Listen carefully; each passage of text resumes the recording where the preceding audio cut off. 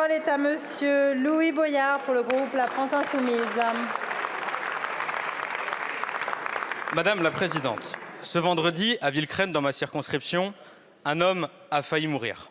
Je l'ai eu au téléphone hier et voici ce qu'il m'a dit. Avant même de me parler de la souffrance et du traumatisme d'avoir reçu un coup de cutter de 15 cm dans sa gorge et après avoir subi des insultes racistes, il m'a dit « Cela fait 3 jours que j'ai subi un crime raciste et que personne ne parle de moi. Mais si jamais moi, Mourad, j'avais été l'agresseur, alors BFM TV et CNews auraient déjà été en bas de ma maison. » Qu'est-ce que cela dit de l'ambiance qui règne actuellement dans notre pays? Il ne se passe pas une journée sans que sur les débats télévisés, il soit sous-entendu qu'il y aurait trop de musulmans dans notre pays ou qu'ils seraient incompatibles avec la République.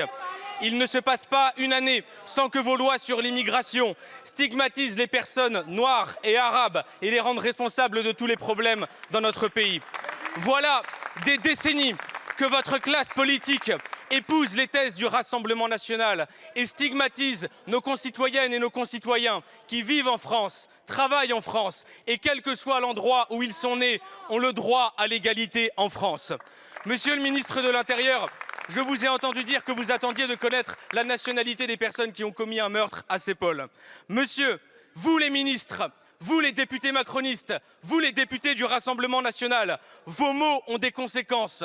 Vos lois ont des conséquences. Vous cultivez les préjugés xénophobes et les guerres de religion. Vous le faites par électoralisme, parfois par conviction. Bientôt arrive la loi immigration, alors je le répète, vos mots auront des conséquences, vos votes auront des conséquences.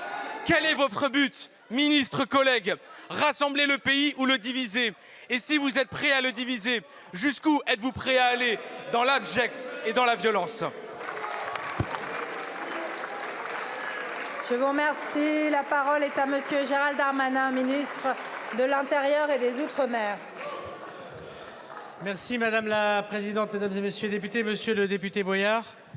En effet, le 17 novembre à 14 h à Villecresnes, dans le Val-de-Marne, dans votre département d'élection, un homme a été agressé et au nom d'insultes racistes, sale bougnoule, c'est ce qui a été dit et je veux ici bien sûr non seulement les condamner, mais je l'ai fait publiquement. Vous avez sans doute oublié de le dire dans votre intervention.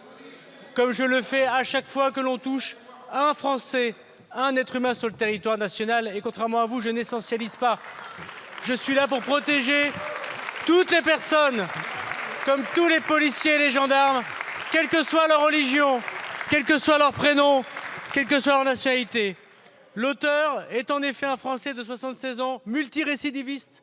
Monsieur le député, dégradation, refus d'obtempérer, outrage à policiers, injures publiques en raison de la race ou de la religion.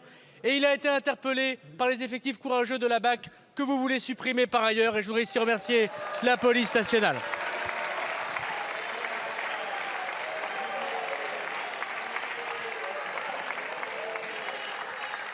Alors oui, mesdames et messieurs les députés, si l'on pouvait regarder les personnes pour ce qu'ils font et non pas pour ce qu'ils sont, ni les définir par leur race, par leur religion supposée, par leur prénom, si on pouvait simplement regarder ceux qui respectent les règles de la République, à l'extrême gauche comme à l'extrême droite, si on pouvait attaquer les récidivistes, à l'extrême gauche comme à l'extrême droite, si on pouvait, du même mot, monsieur le député, remercier les policiers quand ils arrêtent ceux qui attaquent les juifs, les musulmans, les chrétiens. Alors oui, monsieur le député, on aura apaisé la situation parce qu'il n'y a que des hommes. Il n'y a que des hommes qui doivent être condamnés par ce qu'ils font et il n'y a que des Français qui sont reconnus par leur mérite. Je vous remercie, monsieur le ministre. Monsieur Boyard, vous avez 4 secondes. Vous voulez apaiser le pays? Cessez de vous comporter comme un ministre du Front National.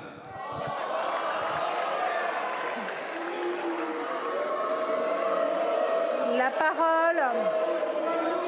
Allez. La parole est à monsieur Laurent Panifous pour le groupe Lyot. Un peu de silence, s'il vous plaît, on écoute l'orateur. Un peu de silence, s'il vous plaît.